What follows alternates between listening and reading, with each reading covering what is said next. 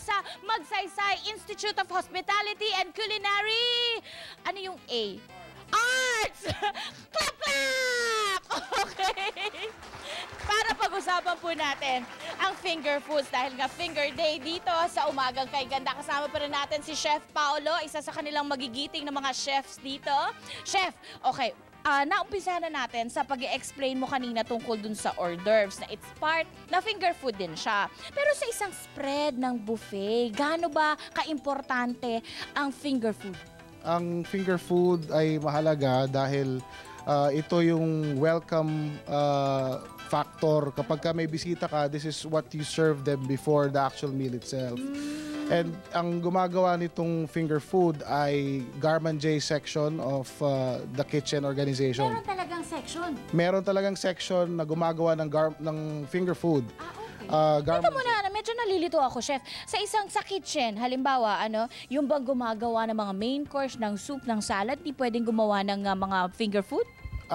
Hindi sila gumagawa nun because it is a brigade or a section system wherein different sections prepare different kinds of food in the service. Ano ba ang ang mga ingredients na pwedeng gawing finger food, Chef? Example dito sa meron tayo. First of all, it has to be artistically prepared. It should be nutritious. It should be edible. Basic would be, if we're talking about canapes, open-faced sandwiches. Ang canapes, open-faced sandwiches parang katulad ito. Bernie, itutok mo nga dito. Yun, yan. Na nasa ibabaw yung palaman. Ano pa, Chef? These are salmon pate. Meron tayong pork terrine. Parang embutido. Tapos may mga sushi. Assorted sushis. At syempre, meron din tayong mga fresh fruits and vegetables and cheeses. And cheeses. Fresh fruits, vegetables, and cheeses. Naku, thank you, Chef Paolo. Pupunta muna ako dito sa banda rito sa loob ng kitchen ng Mika dahil narito naman si Chef Jomar. Alam niyo, very happy ako. Kasi nung araw daw na si Chef Jomar, nandito ako. Si Chef Jomar is estudyante pa lamang. Ngayon, instructor na. Umagang Kay Ganda, Chef Jomar. Ganda po, Ma'am Winnie.